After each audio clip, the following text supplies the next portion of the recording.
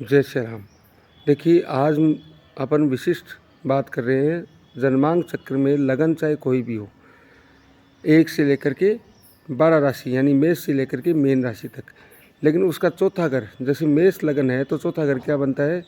कर्क राशि बनती है। कर्क राशि का कारक होता है वो चंद्रमा होता है। तो चंद्रमा किस भाव में बैठा हुआ है ये देखिए। ये देखने के बाद में चंद्रमा से 10वां घर काउंट कीजिए। चंद्रमा से 10वां घर काउंट करेंगे तो जहाँ भी आएगा चंद्रमा, मान लो लगन में बैठा है तो 10वां घर कर्म भाव का होगा। तो जहाँ भी 10वां घर आएगा वो घर आपके नाम, प्रसिद्धि और फेम का कारक है। तो उस घर को आप, उस घर के भाव को और उस घर के ग्रह को आप यदि मजबूत करेंगे तो आपको नेम, फेम और प्रसिद्धि मिलने के चांसेस मैक्सिमम होंगे। जैसे कुंभ लगन की कुंडली है तो चौथा घर है वो है शुक्र का, यानी वृषभ राशि बनती है। तो शुक्र बैठा हुआ है मान लो किसी व्यक्ति के अष्टम में बैठा हुआ है तो अष्टम से 10वां घर पंचम घर होता है।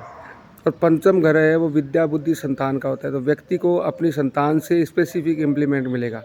इसके साथ साथ ही व्यक्ति को विद्या और बुद्धि, विद्या बुद्धि का मतलब है पढ़ाने के से रिलेटेड यदि कोई काम करता है या कोई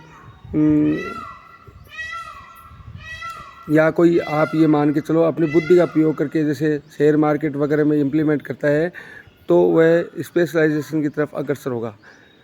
अगर मान लो नहीं हो पा रहा है तो आप दसम घर के लॉर्ड को ठीक करें। दसम घर का लॉर्ड है उसको देख करके ठीक करें तो जिससे आपका नेम, फेम, प्रसिद्धि मिलने के चांसेस मैक्सिमम होंगे। जय सिया राम। ओ